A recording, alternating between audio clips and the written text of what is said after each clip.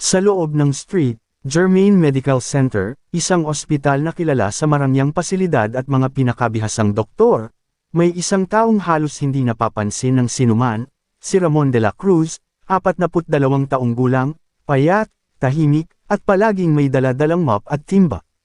Nagsimula siyang magtrabaho bilang janitor makalipas ang ilang taon mula nang mamatayan ng asawa. Simula noon, hindi na niya inasahang may magbabago pa sa kanyang tahimik at simpleng buhay. Pero isang araw ng tag-ulan, sa pagitan ng malakalabos na ulan at kumikidlat na langit, doon nagsimula ang pagbabago. Bandang 6:00 ng umaga, habang naglilinis si Ramon sa ika-4 na palapag, may narinig siyang mahinang kaluskos mula sa dulo ng pasilyo. Ang mga kwarto roon ay para sa mga pasyenteng VIP, mga politiko, artista, negosyante, o sinumang kayang magbayad ng malaking halaga para sa mas magandang silid at agarang atensyon. Alam ni Ramon na bawal siyang basta-basta pumasok sa lugar na iyon, ngunit ang kaluskos ay tila kahol ng paghingi ng tulong. Naglakad siya ng dahan-dahan, ang sapatos niyang luma ay bahagyang dumudulas sa bagong punas na sahig. Nang marating niya ang kwarto 408, nakitang nakabukas ng bahagya ang pintuan.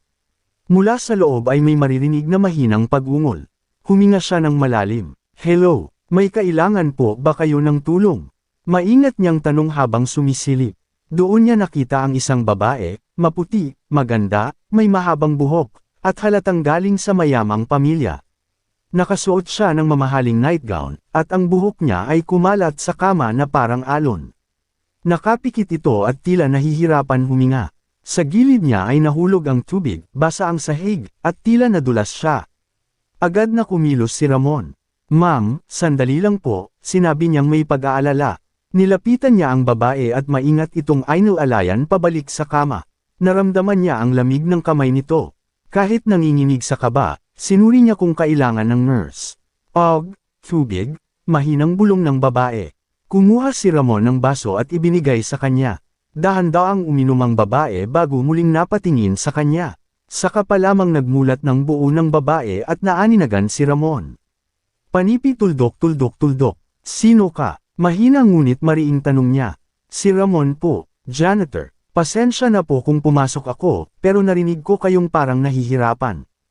Ilang segundo siyang tinitigan ng babae, parang sinusuri kung totoo nga bang may karapatan ang isang ordinaryong janitor na tumulong sa kanyang kagaya ng ginawa nito. "Hindi ka ba natatakot na pag-alitan ng mga nurse dito?" tanong niya. Ngumiti si Ramon, isang ngiting pagod ngunit tapat. "Mas natatakot po ako na baka may mangyari sa inyo." Tahimik ang babae sandali, pagkatapos ay bahagyang ngumiti. "Salamat, ako si Celestine Vergara." Ang apelyidong iyon ay parang kumalembang sa isip ni Ramon, isa iyon sa pinakamakapangyarihang pangalan sa bansa pagdating sa negosyo at politika. Walang duda, isa siyang mayamang pasyente. "Wala po iyon, Ma'am Celestine." "Celestine na lang," sagot ng babae. "Hindi naman kita boss." Nagulat si Ramon. Hindi sanay na sinasagot siya ng ganoon ng mga pasyente, lalo na ng mayayamang tulad niya. Habang nag-uusap sila, biglang sumakit ang dibdib ni Celestine. Napahawak siya rito at napapikit. "Aray, Ma'am Celestine," nag-aalalang tanong ni Ramon. Hindi na siya nag-aksaya ng oras, bagamat bawal, dali-daling lumabas si Ramon at tumakbo papunta sa nurse station. Hindi alintana ang mga titig ng mga tao sa pasilyo.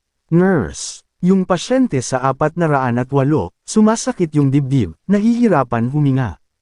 Agad na tumakbo ang dalawang nurse at isang doktor pabalik sa kwarto. Naiwan si Ramon sa labas, humihingal ngunit hindi alintana ang pagod. Sa unang pagkakataon, naramdaman niyang may tumibok na responsibilidad. At malasakit sa isang taong halos hindi niya kilala. Habang nakaupo sa bangko, nakatungo siya. Sana okay siya. Ilang minuto ang lumipas, lumabas ang doktor at lumapit kay Ramon. "Mr. de la Cruz," tawag nito. Tumayo agad si Ramon. "Opo, Doc. Ikaw daw ang tumulong kay MS Vergara." "Opo, pasensya na po kung hindi. Mabuti ang ginawa mo," putol ng doktor. "Kung hindi mo siya naalayan at hindi agad tawag ng tulong, baka nag-collapse siya ng tuluyan." Nanlaki ang mata ni Ramon. "Talaga po," tumango ang doktor. "May kondisyon siya sa puso. Baka nagulat ka rin kahit sandali lang na stress." Napahawak si Ramon sa noo, hindi makapaniwala na malaki pala ang nagawa niya. Pwede ka na ring pumasok sandali. Hinihingi ka niya. Hinihingi po, ako. Tumango ang doktor. Dahan-daang pumasok si Ramon sa kwarto. Nakahiga si Celestine, mahina, pero may bahagyang ngiti. Akala ko aalis ka at hindi na babalik, Anya. Hindi naman po, tugon ni Ramon. Kamusta na po kayo? Mas okay na. Sabi nila, kung hindi daw ako natulungan agad, baka, wala na ako. Hindi na nakapagsalita si Ramon. Ang dibdib niya ay tila naninikip, ngunit hindi dahil sa takot, dahil sa kakaibang pakiramdam ng pagkakabuo ng koneksyon. Salamat, Ramon, saad ni Celestine. You saved me. Hindi matrace ni Ramon kung bakit, pero ang simpleng salitang iyon ay tila nagsindi ng apoy sa kanyang dibdib. Para bang may bumukas na pintuan sa isang bahagi ng buhay niya na matagal nang nakasarado. At doon nagsimula ang kwentong hindi niya inaasahang papasok sa buhay niya, ang kwento ng isang janitor na lalaki at isang mayamang babaeng pasyente na pinagtagpo ng isang simpleng kabutihan. Isang kwentong magbabago sa buhay nilang dalawa.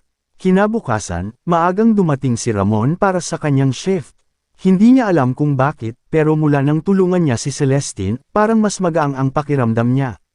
Parang may dahilan na siyang gumising ng mas maaga kaysa sa sanay niyang oras. Habang naglilinis siya sa pasilyo ng ika-4 na palapag, napapalingon siya palagi sa kwarto 408, tila may humihila sa kanya roon. Nang matapos niya ang pagmop, sumilip siya ng bahagya. Sarado ang pintuan, ngunit may ilaw sa loob, hudyat nagising na ang pasyente. Nag-aalinlangan siyang kumatok, pero bago pa man niya mapigilan ang sarili, dumungaw ang isang nurse. Ramon, pinapapunta ka ni Ma'am Celestine, sabi nito. Ha? Ako ulit. Manghang tanong ni Ramon. Tumango ang nurse. Oo, mukhang gusto kanyang makausap. Hindi naiwasang mapakagat-labi si Ramon sa kaba. Bakit kaya? Wala naman siyang nagawa kahapon maliban sa normal na pagtulong. Dahan-dahan siyang pumasok. Naabutan niyang nakaupo si Celestine sa kama, may hawak na tablet, nakaayos ang buhok, at parang hindi man lang dumaan sa sakit kagabi. Ngunit nang makita siya ng babae, agad nitong ibinaba ang hawak at ngumiti. Ayan ka na pala, bungad ni Celestine. Magandang umaga po, Ma'am, Celestine, sagot ni Ramon. Lumapit siya ng kaunti, ngunit nanatili sa malayo bilang paggalang. Nag-alala ako kagabi, sabi ng babae. Akala ko aalis kang bigla. Hindi ko naman po ugaling tumakbo kapag may kailangan ng tulong, sagot niya habang nakayuko. Napangiti si Celestine, tila nasisiyahan sa kasimplehan nito. Tawagin mo lang akong Celestine, ha? Huwag mo na akong Aipu. Hindi naman tayo sobrang magkaiba. Napakamot si Ramon sa batok. Hindi po, hindi naman ako sanay, sagot niya, halatang nahihiya. Then sanayin kita. Sagot niya sabay tawa. Ramon, biglang sabi ni Celestine, may tatanong sana ako. Ano po yun? Ano yun? Tumingin si Celestine ng diretso sa kanya, seryoso, parang may gustong basagin sa pagitan nila. Bakit ka nagtrabaho bilang janitor? Natigilan si Ramon. Hindi lahat ng tao ay nagtatanong ng ganon. Hindi lahat ay interesado sa kwento ng isang taong hindi naman bahagi ng kanilang mundo. Pero si Celestine, ibang klase. May tingin siyang parang gusto siyang maintindihan, hindi lang tingnan. Mabagal ang sagot ni Ramon. Kasi po, hindi ko natapos ang pag-aaral. Ang asawa ko, nagkasakit. Kailangan ng pera. Naubos lahat sa pagpapagamot. Napatingin siya sa sahig. Namatay siya 3 taon na ang nakalipas. Napahinto si Celestine. I'm sorry. Ngumiti si Ramon, malungkot ngunit payapa. Okay lang. Tinanggap ko na. Pero mula noon, gusto ko na lang magtrabaho ng tahimik. Walang gulo, walang ingay. Ngunit sa loob ng kwarto, may katahimikang tila nagdidikit sa kanilang dalawa. Habang pauwi na si Ramon papunta sa elevator, tinawag ulit siya ni Celestine. Wait, kung libre ka mamaya, samahan mo ako kumain, sabi ng babae. Napakurap si Ramon. Ha, ako, bakit hindi? Sagot niya sabay taas ng kilay. Boring kumain mag-isa. Pero, pasyente po kayo. At janitor lang ako. Tumawa si Celestine. At ano naman ngayon? Hindi ba pwedeng maging magkaibigan ng isang tulad ko at isang tulad mo? Hindi siya nakasagot. Wala pang mayaman na nagsabi sa kanya ng ganon. Wala pang tumingin sa kanya na parang kaya niyang maging bahagi ng buhay nila. Kung ayaw mo, okay lang, dagdag pa ni Celestine, pero may halong lungkot sa tono nito. Ay, hindi naman po, hindi naman, sabi ni Ramon habang nagmamadaling umaatres sa pagtakbo ng sitwasyon. Pwede po, napangiti si Celestine. Good. Later, tumanggo si Ramon, ngunit habang naglalakad palayo, ramdam niyang parang may kung anong kumikiliti sa dibdib niya. Hindi niya inaasahang magkakaroon siya ng kaibigan, at higit pa roon, mula sa mundong malayo sa kanya. Pagbalik ni Ramon upang dalhin ang pagkain ni Celestine, nadaanan niya ang dalawang nurse na nag-uusap. Batid nila na naririnig sila ni Ramon, ngunit hindi alintana ang presensya niya, isang janitor lang, sa tingin nila. Alam mo ba, bulong ng isa, anak siya ng pinakamayamang negosyante sa bansa. Mga hotels, airlines, hospitals, pati itong street. Jermaine, kanila, grabe, kaya pala special treatment. Pero sabi nila, may malaking problema raw sa pamilya nila. Parang may nag-aaway tungkol sa mana, o negosyo, o kung anuman. Nako, mayaman nga, pero may gulo. Huminto si Ramon sa paglalakad. Hindi niya alam kung bakit pero may kakaibang kabigat sa balitang narinig niya. Parang biglang nagkakulay ang mga mata ni Celestine na kanina ay masaya, ngunit may bahid ng kalungkutan na hindi pa niya napapansin. At sa unang pagkakataon, nagtanong si Ramon sa sarili, anong klaseng buhay kaya ang mayroon ng isang babaeng mayaman, na parang gustong iwasan ang sarili niyang mundo? At bakit siya, isang simpleng janitor, ang pinipili nitong kausapin? At doon nagsimula ang mas malalim na pagtatagpo. Isang koneksyon na hindi pa nila alam kung saan haantong. Pagpatak ng alas 12 ng tanghali, dala ni Ramon ang tray ng pagkain papunta sa kwarto 408. Hindi ito ang karaniwang pagkain mula sa cafeteria. Special meal ito mula sa private kitchen ng VIP floor, soup, steamed fish, at freshly cut fruits. Kahit ito pa lang, ramdam na ramdam ni Ramon ang layo ng mundo niyang mahirap sa mundong ginagalawan ni Celestine. Pero ngayong paakyat siya, iba ang kabog ng dibdib niya. Hindi dahil sa takot, kundi dahil sa pag-aalala at hindi niya maipaliwanag. Pagbukas niya ng pinto, napansin niyang wala si Celestine sa kama. Halos mapataas ang kilay niya. Saan kaya nagpunta? Ramon, tawag ng boses mula sa gilid. Paglingon niya, nakita niya si Celestine nakaupo sa may bintana, nakabalabal, nakatanaw sa ulan sa labas. Ang liwanag mula sa bintana ay nagpapalambot sa mga mata nito, malungkot ngunit payapa. Oy, bati, ni Celestine, akala ko hindi ka darating. Hinihintay niyo po ba talaga ako? Tanong ni Ramon habang nilalapag ang tray sa maliit na mesa. Siyempre, hindi ba sabi ko, sabay tayong kakain? Tugon niya, mapagbirong ngiti sa labi. Pero, janitor lang ako. At trabaho ko maghatid ng pagkain, hindi makisabay kumain. Tumingin si Celestine sa kanya, seryoso. Ramon, hindi mo ba napapansin? Hindi ko tinatanong kung ano ang trabaho mo. Ang gusto ko, yung kasama ko ngayon, ikaw. Para siyang napipi. Sa buong buhay niya, wala pang babaeng mayaman, maganda, at kilala ang nakapagsabi ng ganoon. Wala pang tumingin sa kanya bilang kaibigan, o bilang isang taong mahalaga. Napaupo siya sa bakanting upuan, nag-aalinlangan. Sigurado ka, gusto mo akong makatabi kumain? Tumanggo si Celestine. Oo naman. At doon sila nagsimulang kumain. Tahimik noong una, ramdam ni Ramon ang kaba, habang si Celestine naman ay nakangiti lang sa bawat kilos niyang awkward. Maya-maya, siya rin ang unang nagsalita. Ramon, kanina pa kita napapansin, bakit parang takot kang kausapin ako? Hindi ba ako mukhang mabait? Biro ni Celestine. Ay hindi naman po, hindi naman. Mabait ka naman. Sobrang bait nga. Ngumiti ang babae ngunit hindi yung tipong masaya, may halong lungkot. Hindi lahat ng tao tingin sa akin ay ganun. Huminga ng malalim si Celestine. Alam mo, Ramon, noong bata ako, lagi akong nag-iisa. Oo, mayaman kami. Oo, marami kaming bahay. Pero wala akong tunay na kaibigan. Nagulat si Ramon. Paano po nangyari yun? Tayo ng pamilya namin, lahat laging abala. Business dito, meeting doon, events, galas, ako. Iniiwan lang sa bahay kasama ang mga nannies. Tapos nang lumaki ako, puro negosyo na ang trato ng mga tao sa akin. Tahimik si Ramon, nakikinig. Lahat ng lumalapit sa akin, may gusto.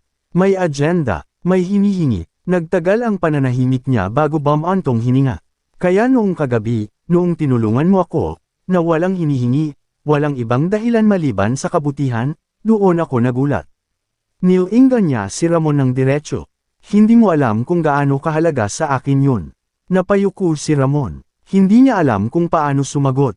Hindi naman niya intensyon na maging espesyal. Tumulong lang siya dahil kailangan. Pero iba pala ang dating nito sa babaeng hindi sanay sa tunay na malasakit. Habang nag-uusap sila, biglang may kumalabog sa labas. Napatingin silang dalawa. May nurse na tila nakikipagtalo sa isang matandang lalaki sa may gilid ng hallway. Monsieur Vergara, hindi po kayo pwedeng pumasok nang walang pahintulot ng doktor. Ako ang ama niya, senggal ng matanda, mayabang, at malakas ang boses. Wala kayong karapatang pagbawalan ako. Napasinghap si Celestine, parang tinamaan ng kidlat. Si, Papa, bulong niya. Nanlamig ang mga kamay niya. Kita sa ekspresyon na hindi iyon masayang makita. At nang tuluyan ng itulak ng matandang lalaki ang pintuan, pumasok ito ng galit, parang bagyong sumabog sa loob ng silid. Pumasok ang matanda, elegante ang damit, may kantab ang sapatos, at halatang sanay mag-utos ng tao. Nang makita niya si Ramon na nakaupo sa tabi ng anak, biglang nanigas ang panga nito. Sino yan? Tanong niya ng malamig, matalim ang tingin. Tumayo agad si Ramon at nagbigay galang. Ako po, pero hindi niya natapos. Janitor ka, hindi ba? Madiing sabi ng matanda. At bakit ka nakaupo dyan? Hindi ka dapat basta-basta lumalapit sa anak ko. Papa, kontra ni Celestine, galit. Hindi mo siya kayang pagsabihan ng ganyan. Kaibigan ko si Ramon, pero hindi yun pinakinggan ng ama. Hindi kita binayaran para makipagkaibigan sa mga empleyado ng ospital. Galit na sigaw nito, parang sinampal si Ramon sa narinig. Hindi dahil sa galit, kundi dahil sa hiya. Hindi niya alam kung saan ipapaling ang tingin. Pero bago pa siya makapagsabi ng kahit ano, marahan siyang hinawakan ni Celestine sa braso. Ramon, don't mind him. He doesn't get to dictate who I trust. Napatingin si Ramon sa kanya. Doon niya unang nakita ang bakas ng takot at sakit sa mata ng babae, ngunit may halong lakas. Parang gusto nitong ipaglaban ang kaibigan niya, isang janitor lang, laban sa mismong ama. At sa sandaling iyon, may nabago. Hindi lang sa isip ni Ramon. Kung hindi pati sa pagitan nila, ang isang pagkakaibigan, ay nagsisimlang maging mas malalim kaysa sa inaakala nilang dalawa. Nanatiling nakatayo si Ramon, parang estatwang hindi makagalaw, habang nakatitig sa galit na ama ni Celestine. Hindi niya alam kung dapat bang tumingin sa sahig, umiwas ng tingin, o umatras. Hindi siya sanay na makaharap ang isang tao na halatang makapangyarihan at may kayamanan, lalo pat nag-uumapo sa galit. Si Celestine naman ay hindi nagpatalo. Nakatayo siya sa pagitan ni Ramon at ng ama niya, parang proteksyon na hindi nito kayang sirain. Papa, tama na, sigaw ni Celestine. Wala kang karapatan na sigawan si Ramon. Tinulungan niya ako kagabi, kung hindi dahil sa kanya baka. Hindi kita tinuruan para pumutol sa isang empleyado. Putol ng matanda. At janitor pa, anong susunod? Tatalikuran mo na rin ang negosyo natin. Ang pamilya natin, hindi mo naiintindihan, sagot ni Celestine, halatang nanginginig sa emosyon. Hindi mo alam kung gaano kalungkot maging ako. Hindi mo alam kung gaano kasakit na walang ibang lumalapit sa akin kundi dahil may kailangan sila. Pero imbes na maantig, lalo pang nagngit-ngit ang matanda. Celestine, hindi mo alam ang sinasabi mo. Lumaki ka sa luho, sa ginhawa, sa pangalan na inalagaan ko. At ngayon, sisirain mo lang dahil sa isang hamak na janitor. Napalunok si Ramon. Masakit. Oo, totoo. Janitor lang siya. Pero hindi ibig sabihin walang halaga ang puso niya. Hindi siya nagsalita, dahil alam niyang kahit anong sabihin niya ay babaliwalain ng matanda. Ngunit si Celestine, hindi nagpaawat. Si Ramon ay mas mabuting tao kaysa sa lahat ng taong nakapaligid sakin. Pasigaw niyang pahayag. Hindi niya ako sinaktan. Hindi niya ako trinato na parang pera.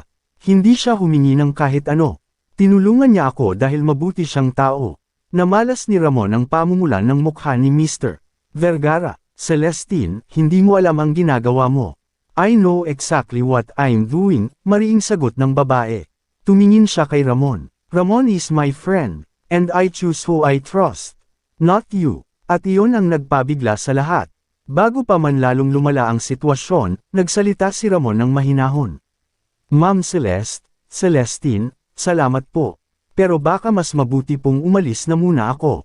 Nilingon siya ni Celestine, halatang ayaw. Ramon, it's okay, pinutol niya. Hindi ko nais na mag-away kayo dahil sa akin. Makakausap mo naman po ako sa ibang oras. Nagbago ang ekspresyon ng babae. Naroon ang lungkot, pag-aalala, at takot na mawala ang kakaibang koneksyon na nabuo sa pagitan nila. Pero hinawakan lang ni Ramon ang sarili, pinilit ngumiti. Magpahinga ka muna, Celestine. Paglabas niya ng kwarto, hindi niya napigil ang huminga ng malalim. Para bang may bigat na biglang bumagsak sa balikat niya. Puno ng tanong ang isip niya. Bakit nagalit ang ama niya ng ganon? Bakit parang ayaw niya akong lumapit? At bakit sobrang ipinagtanggol ako ni Celestine? Sa loob ng kwarto, napaharap si Mr. Vergara kay Celestine. Pinapipili kita, anak, mariin nitong sabi. Kami o ang janitor na yun. Nanlaki ang mata ng babae. Papa, hindi mo ako pwedeng pilitin. Ako ang ama mo, bulyo nito. At nasa ospital ka namin. Lahat ng gastos mo, lahat, ay dahil sa negosyo ng pamilya natin. Pero hindi natakot si Celestine. Hindi ko siya iiwasan, mariing sagot niya. Ang sagot na iyon ang lalong nagpatigas ng mukha ng matanda. Kung ganun, aasikasuhin ko ang bagay na ito. Hindi na ilarawan ang tono ng banta ng ama. Pero malinaw iyon. Hindi lamang si Celestine ang target. Pati si Ramon. Pagbalik ni Ramon sa janitor's office para magpahinga, nadatnan niya ang supervisor nila. Ramon, seryosong sabi nito, pinapatawag ka sa admin office.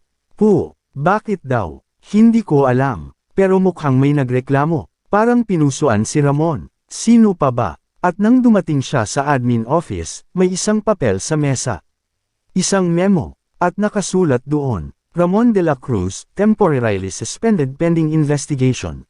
Napakurap siya. Anong kasalanan ko? Hindi tumingin ang administrator sa kanya. Complaint from a VIP family. Accusation, inappropriate closeness to a patient. Para siyang tinanggalan ng lakas.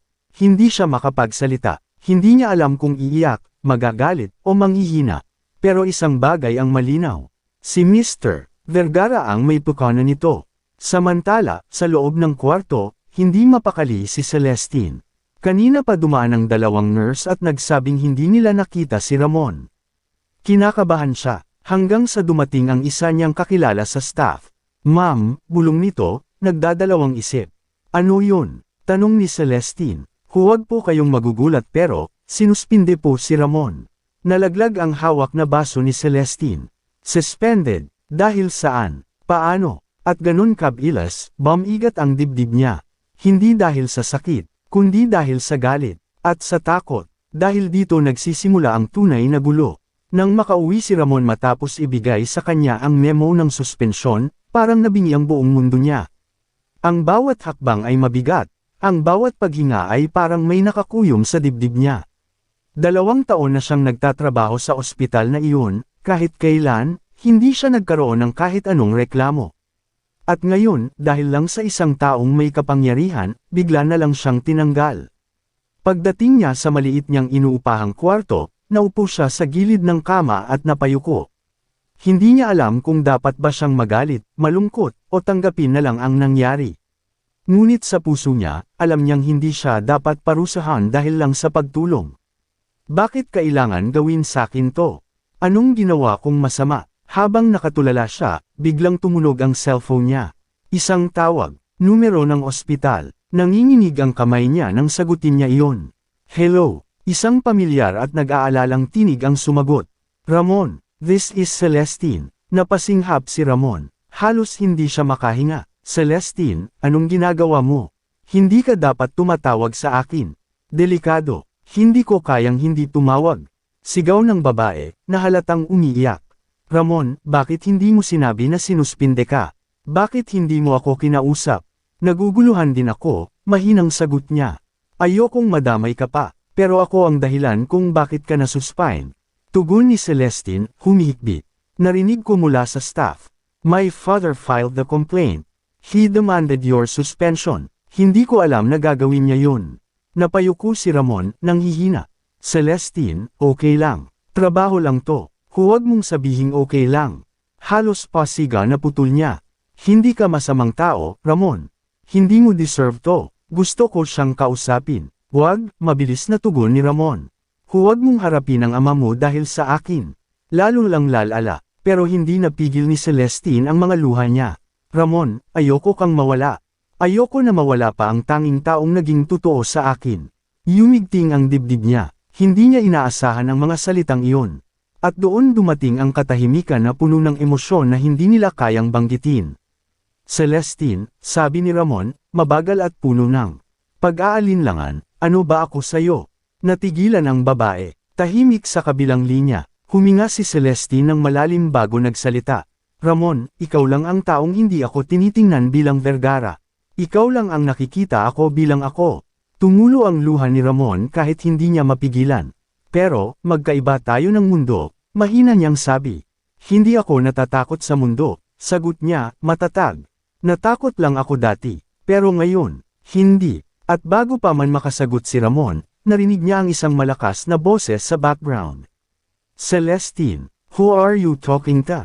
Si Mr. Vergara, sumigaw ito sa likod. Put that phone down. Nagpantig ang tenga ni Ramon sa narinig na paghawak sa telepono. Papa, tama na, hindi mo ako pagmamayari. Iyak ni Celestine. Isang iglap. Naputol ang tawag. Celestine. Tawag ni Ramon, nanginginig ang boses. Wala, Celestine. Walang sagot. At doon siya napatingin sa cellphone, nanginginig ang kamay, mabilis ang tibok ng puso. Hindi siya makapaniwalang pinutol ng ama nito ang tawag. At mas hindi niya matanggap ang ideyang baka sinaktan pa ang anak sa galit. Tumayo siya, huminga ng malalim. At sa unang pagkakataon sa buhay niya, nagpasya siya na hindi na lamang magtitiis, hindi na lamang tatanggap, hindi na lamang magpapabaya na kontrolin ng may kapangyarihan ang buhay niya. Hindi para sa sarili niya, kundi para kay Celestine. Hindi ko hahayaang masaktan ka dahil lang tinulungan kita. Kinuha niya ang jacket niya. Lumabas ng pintuan, kahit gabi na, kahit umuulan. Isang direksyon lang ang nasa isip niya. Street, Germain Hospital. At sa gabi ring iyon, si Ramon, ang lalaking janitor, naglakad pabalik sa ospital, hindi bilang empleyado, kundi bilang isang taong handang ipaglaban ang babaeng unang tumingin sa kanya ng hindi mahiya. Makalipas ang ilang araw, unti-unti nang bumabalik ang sigla ni Cassandra. Hindi man siya ganap na magaling, halata kay Marco ang gaan ng loob niya tuwing natutulungan niya ang dalaga. At sa bawat araw na lumilipas, mas lalong nagiging malapit ang loob ng janitor sa babaeng ipinanganak sa mundo na malayo sa buhay niya. Magandang umaga, Ma'am Cassandra, bati ni Marco nang pumasok sa kwarto upang panasan ang sahig. Nakangiti ang dalaga. Marco na lang. Ilang beses ko na bang sinabi yun? Napakamot si Marco ng batok. Nakasanayan ko na po kasi. Baka pag-alitan ako ng iba. Tumawa si Cassandra, hindi pilit, hindi mahina, kundi masaya. Sa unang pagkakataon mula nang ma-confine siya, ramdam niyang kaya niyang ngumiti ng totoo. Habang abala si Marco sa pag-aayos ng cabinet, biglang nagsalita ang dalaga. Marco, bakit parang mas mabigat ang mata mo ngayon? Hindi ka ba natulog? Napahinto si Marco. Hindi niya ito gustong pag-usapan, pero nakita niya ang tunay na pag-aalala sa mga mata ni Cassandra. Pasensya na po, Cassandra. Umupo siya sandali sa gilid, hawak ang mop. Gabi-gabi po kasing hindi natutulog ng maayos ang nanay ko. Mas lumalala ang sakit niya. Hindi ko alam kung ano pang dapat gawin. Natahimik ang silid. Walang bahid ng pangungutya o pagmamataas sa mukha ni Cassandra, tanging malasakit lamang. Sana sinabi mo agad, sagot niya. Pwede ba akong tumulong? Napatungo si Marco. Hindi ko naman po hinihingi. Hindi mo kailangan humingi. May kaya ako, pero hindi iyon ang punto. Huminga siya ng malalim. Marco, minsan kailangan mo ring maging pasyente. Hindi lang ikaw ang pwedeng tumulong. Hayaan mong tulungan ka rin. Parang tinamaan si Marco sa dibdib. Hindi siya sanay na may nagmamalasakit sa kanya ng ganito. Kinagabihan, pagkatapos ng shift niya, Huminto si Marco sa labas ng kwarto ni Cassandra. Pwede ka pumasok, sabi ng dalaga, kahit hindi pa siya kumakatok. Nanliit ang mga mata ni Marco. Narinig mo, ba ako? Hindi, ramdam ko lang na ikaw yun. Pumasok siya, tahimik, payapa, hindi gaya ng ospital sa labas na puro pagod at pag-aalala. Binuksan ni Cassandra ang maliit na paper bag. Para sa'yo, sabi niya. Ha, para saan yan? Sandwich. Baka hindi ka pa kumakain. At isa pa, nagkatinginan sila, para hindi mo makalimutang may nag-aalala rin sa'yo. Nanlamig ang kamay ni Marco. Hindi ito basta pagkain. Hindi ito pagbibigay limos. Ito ay kabutihang hindi niya inaasahang matatanggap, mula pa sa isang babaeng sobrang layo ng mundo sa kanya. Paglabas ni Marco ng kwarto, mabilis ang tibok ng puso niya. Hindi niya alam kung dapat ba siyang lumayo o mas lalo pang lumapit. Baka nasasanay lang ako sa kabaitan niya. Baka naaawa lang siya. Baka lumalampas na ako sa dapat. Pero sa bawat pag-iwas na pilit niyang iniisip, mas lalo siyang nahuhulog sa pagnanais na protektahan at alagaan ang babaeng minsang nakita niyang umiiyak sa dilim ng kwarto. At hindi niya namalayang nakatanaw sa pinto si Cassandra. Nakangiti, ngunit may halong kaba. Bakit ko ba hinihintay ang pagdating niya? At bakit parang hindi ko na gustong mawala siya? Hindi man nila sinabi ng direkta, pero sa gabing iyon. Sa dalawang pusong nagmula sa magkaibang mundo. May nabuo, may pumintig, may nagsimulang umusbong. At ang hindi nila alam, ang damdaming iyon, ay magiging simula ng lahat ng kaguluhang darating. Lumipas ang ilang araw, at tila mas naging magaan ang bawat umaga ni Cassandra. May kislap na sa mga mata niya, at ang dahilan ay hindi niya man aminin, alam niyang si Marco iyon. Sa kabilang banda, si Marco naman ay halos hindi mapakali. Hindi niya alam kung paano haharapin ang lumalalim na koneksyon sa pagitan nila. Janitor lamang siya, at si Cassandra ay galing sa pamilyang may pangalan at kapangyarihan. Pero ang puso, kailan ba marunong pumili ng tagmang antas sa buhay? Isang hapon, habang inaayos ni Marco ang mga basurahan sa hallway, may dumating na grupo ng taong halatang hindi pangkaraniwang bisita, formal, mababango, at halatang may posisyon. Sa gitna nila ay isang lalaking nasa edad 30 pataas, naka-Amerikana, at malamig ang mata. Agad niyang narinig ang usapan nila. Nasaan ang kwarto ni Cassandra? Tanong ng lalaki sa nurse station. Sir, nasa room 714 po, pero kasalukuyan pong nagpapahinga, sagot ng nurse. Hindi nagustuhan ni Marco ang tono ng lalaki, parang lahat ng tao ay utusan lamang niya. At doon niya nalaman mula sa nagbubulungan ng mga nurse. Ay, siya yata yung fiancé ni Cassandra, yung arranged marriage. Parang tumigil ang mundo ni Marco. Fiancé, ibig sabihin, may nakaayos na siyang pakakasalan. Ayaw niya mang makialam, naramdaman niyang parang may humila sa puso niya pababa. Pagpasok ng lalaki sa kwarto, sumunod si Marco para kunin ang trash bin sa loob. Hindi siya dapat pumasok, pero kailangan niya iyon para magawa ang trabaho. Pagbukas niya ng pinto, narinig niya ang malamig na boses ni Cassandra. Vince, bakit ka nandito? Fiancé pala ang pangalan. Of course I came. Your father told me you were hospitalized, sagot ni Vince na may ngiting pilit. Lumapit si Vince at hinalikan ang kamay ni Cassandra, isang eksenang sumaksak sa dibdib ni Marco. Pero napansin niya na hindi masaya ang dalaga. Halatang hindi komportable. Tumuloy ka sa kusina, Marco. Ilalabas mo dapat ang basurahan, sabi ni Cassandra, at sa unang pagkakataon, ramdam ni Marco na ginamit siya nito bilang paraan para makaiwas sa fiancé. Naglakad si Marco, pero bago siya lumabas, narinig niya ang bulong ni Cassandra. Sana hindi ka dumating, at narinig niya rin ang sagot ni Vince. Bakit naman? May dapat ba akong malaman? Habang nasa hallway si Marco, hindi niya maiwasang mag-isip. Hindi niya dapat maramdaman ang selos. Hindi niya dapat pakialaman ang buhay ng pasyente. At higit sa lahat, wala siyang karapatang makadama ng ganito. Pero bakit ang hirap? Matapos ang ilang minuto, lumabas si Vince sa kwarto. Nakasalubong niya si Marco, at tiningnan siya mula ulo hanggang paa. Janitor, tumaas ang kilay ni Vince. Ikaw ba yung madalas bantayan si Cassandra? Hindi sumagot si Marco. Ngumiti si Vince, malamig, parang hamon. Magaling, pero huwag mong kalimutan ang lugar mo. at tuluyang umalis. May itim ang ngiting iniwan nito, masama, mapanganib. Pagbalik ni Marco sa loob, nakita niyang nakatulala si Cassandra, hawak ang kumot, halatang na-stress. Pasensya na, narinig ko, mahina niyang sabi. Napatingin si Cassandra, at hindi niya inaasahan ang susunod na ginawa nito. Napalapit siya at hinawakan ang kamay ni Marco. Huwag mo siyang seryosohin. Hindi ko siya mahal. Hindi ko siya gusto. At lalo na, hindi ko siya kailangan. Kinabahan si Marco. Pero, fiancé mo siya, di ba? Umiling si Cassandra. Hindi ko pinili iyon. Plano yan ng pamilya ko. At ayoko nang bumalik doon. Tumingin siyang diretso kay Marco, matapang, totoo, walang pag-aalinlangan. At Marco, kung may isang taong gusto kong magtiwalaan sa ngayon.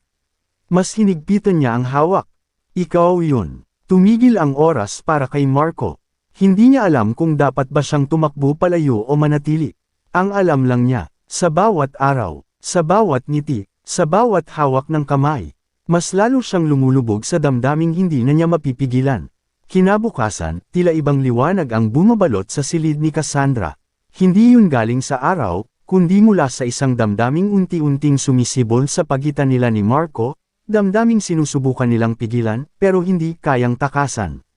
Habang pinapalitan ni Marco ang water pitcher, napansin niyang nakatitig sa kanya si Cassandra. May dumi ba ako sa mukha?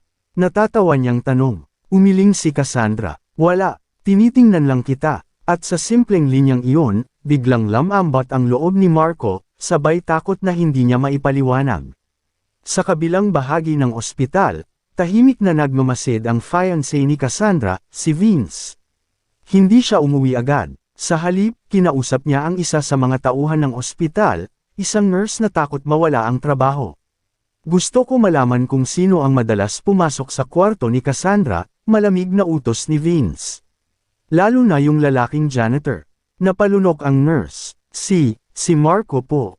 Ah, Marco pala. Napaikling ngiti si Vince. Gusto ko lahat ng ginagawa niya, lahat ng galaw niya, iulat mo sa akin.